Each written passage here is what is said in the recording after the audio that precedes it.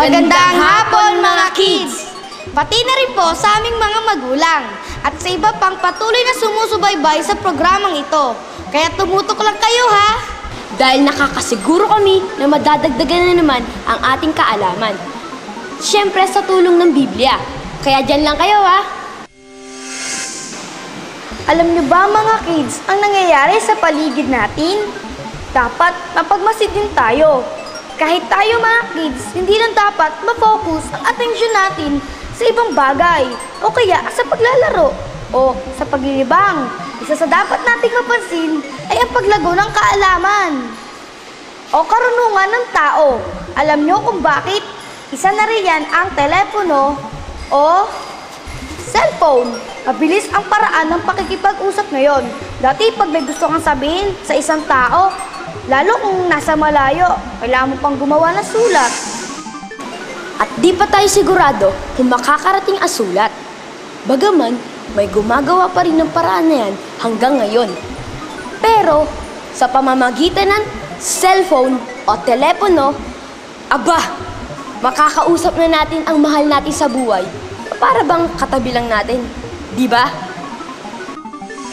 Meron pa yung computer. Mabisa ring paraan para makausap natin ang ating mga mahal sa buhay. Di ba napapanood natin kahit nasa malayong lugar, aba, nakikita nila ang isa't isa at malinaw na nakakapag-usap. Bukod pa doon, sa pamamagitan ng internet ay may nakukuha tayong impormasyon na di natin makikita sa TV at sa pagbabasa ng mga magazine. Ganon din sa mga sasakyan. Noon, sabi ng lolo ko, yung mga sinasakyan nila, kundi man karetela, ay kalesa o kaya naman naglalakad na lang sila. May mga sasakyan man noon ay hindi gaya ngayon. Nakakakita tayo ng iba't ibang uri na sasakyan. Hindi lang sa panlupa, pangkaragatan, at pati na rin sa panghipapawid. At yan ay dahil na rin sa teknolohiya. Ang teknolohiya kasi ay isang paraan para mapadali ang isang bagay. Pero may batayan pa tayo sa Biblia. Ano ang sabi ng Biblia tungkol dito?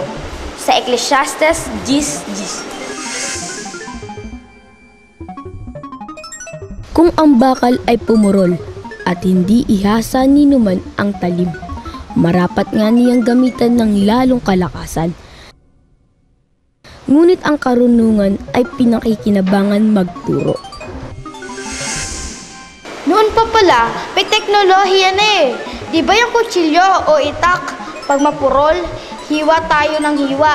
Sa isang bagay, gumugugol tayo ng panahon sa halip na mapadali, lalong nababagal, di ba?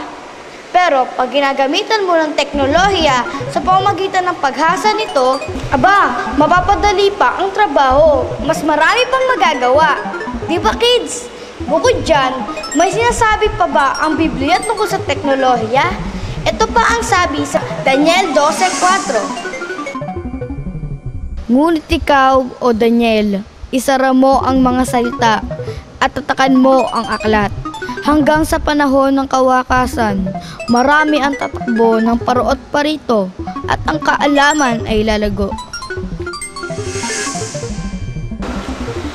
At alam niyo ba mga kids, na sa pamamagitan ng modernong teknolohiya, ay pwede nating gamitin ito para makahikayat ng mga kapwa natin mga kids na mapanood ang programang ito.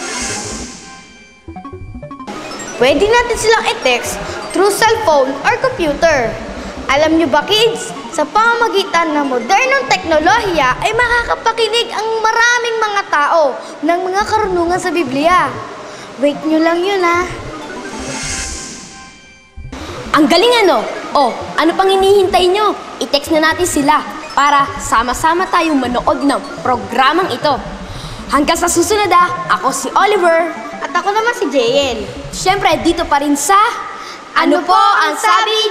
Basa!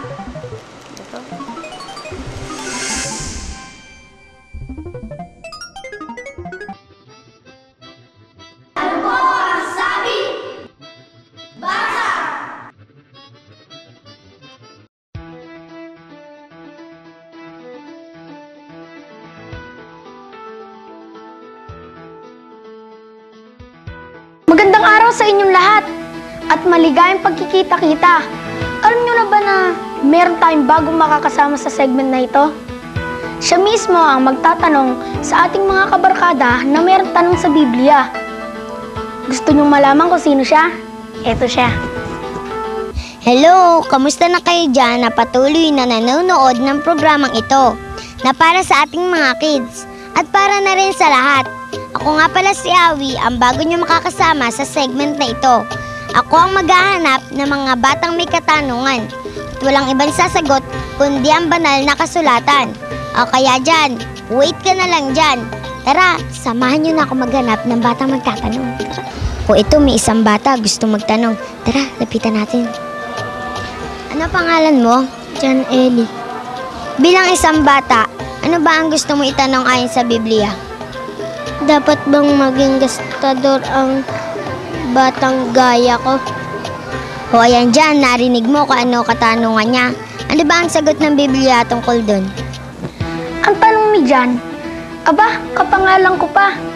Ang tanong niya kung dapat ba tayong mag-aksaya ng biyaya na galing sa Diyos? Kayo mga kids, tama ba? Para makasigurado tayo, tingnan natin ang sagot ng Biblia. Kinuha nga ni Jesus ang mga tinapay at nang makapagpasalamat ay ipinamahagi niya sa kanilang nangakaupo. At gayon din naman, binigyan sila ng mga isda kung gaanong ibigin nila.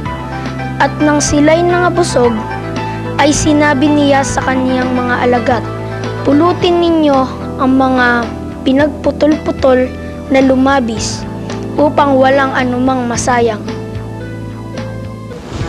Kung umpisahan natin ang kasaysayan ng sabi ng Biblia, naghimala ang Panginoong Hesukristo. Yung 5 pirasong tinapay at yung 2 isda, pinarami niya para makakain ang mga maraming tao. At pagkatapos kumain, pinapulot niya ang mga natira para walang masayang. Tanong ni Jan, hindi dapat tayo mag-aaksaya o magtatapon ng biyayang galing sa Diyos. Kaya, dapat bilang tayo ay mga kids, gayahin natin ang ginawa ni Kristo. Huwag tayong magtatapon ng mga biyayang ng Diyos. Okay ba yon? O Awi, meron pa ba tayong magtatanong dyan? O ito pa ang isang magtatanong. Ano pangalan mo? Ang pangalan ko'y Patricia May Emanyo.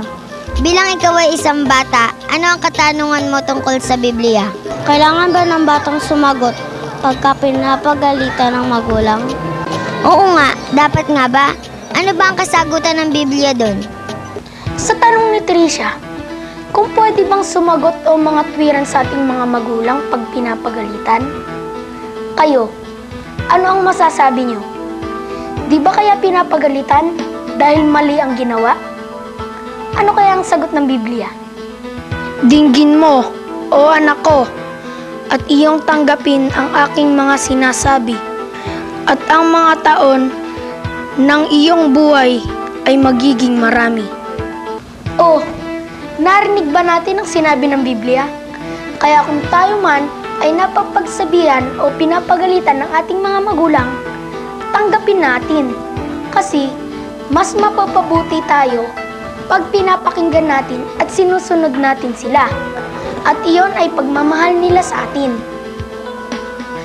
Kaya huwag na tayong mangangatwiran o sasagot pa. Lalo na kung mali naman tayo, di ba? Puntahan natin uli si Awi para sa iba pang mga katanungan. Oh, may isang bata pang gusto magtanong. Tara, ano pangalan mo? Ravini. Bilang ikaw ay isang bata, ano ang gusto mo itanong tungkol sa Biblia?